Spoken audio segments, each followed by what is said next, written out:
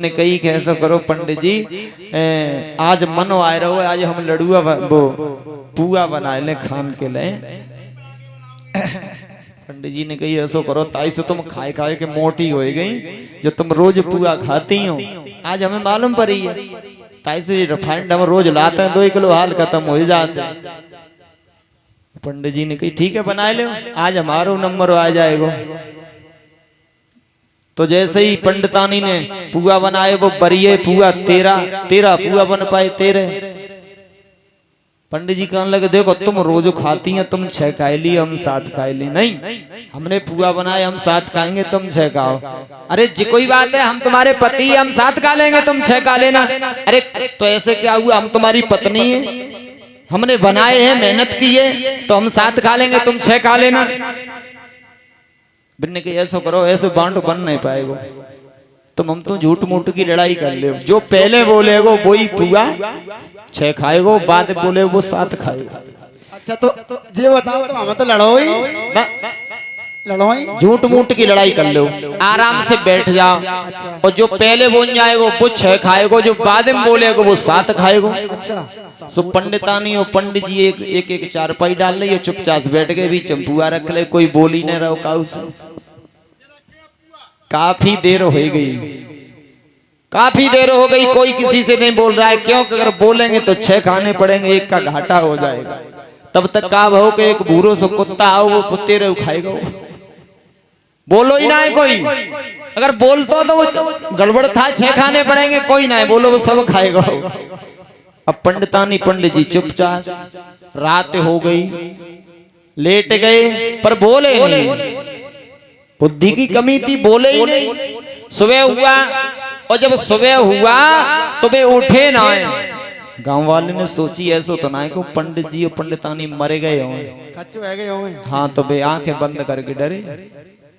तो गांव वाले ने किवाड़ तोड़े, अंदर देखा तो उनकी सही कहा, तो जब मरे गए दोनों, ताई सुनाए बोल रहे एक दूसरे से।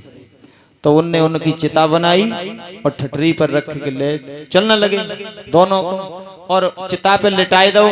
जैसे ही आग लगाए हुए को नंबर आओ, तो पंडित जी कहने लगे महारानी तू 7 खाए लिए, हूँ 6 खाए लूंगा, पर बोल तो सही। सोई पंडितानी उठ बैठी, और भगवान की इतनी कृपा रहे, उन्हें जराने के लिए 13 ही आदमी गए। तो वे आदमी कौन लगे, हम तुम 13 ही हैं। अरे तासु कह रहे हैं भूत बन गए कि तुम 7 खाए लिए, हम 6 खाए लेंगे, तो बच चलो। तो बुद्धि का भी विवेक होना चाहिए, कोई बात करो तो सोच समझ के। माताओं के अंदर एक बुद्धि आगे चलती है, सबसे आगे।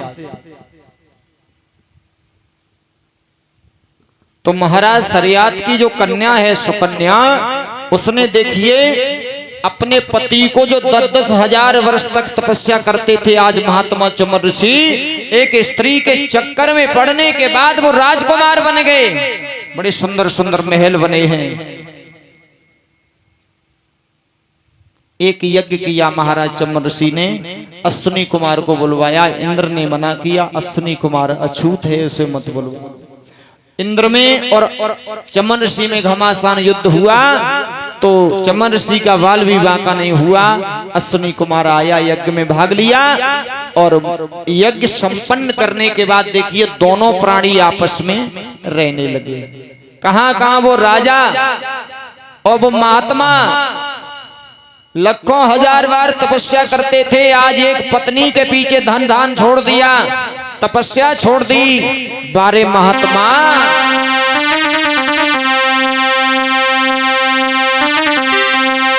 नारी कछुय कल की मारी, और जामी अब गुड़ बहुत भरे।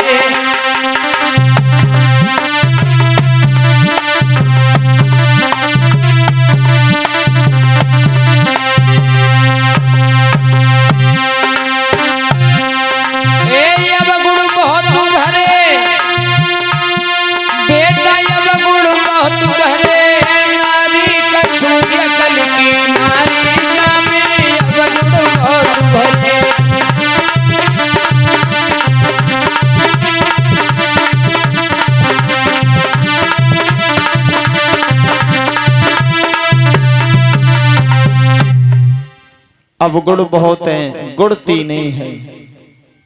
तो देखिए चमन ऋषि महाराज ने अपना घर बसाया और घर बसाने के बाद उसी जगह पर रहने लगे।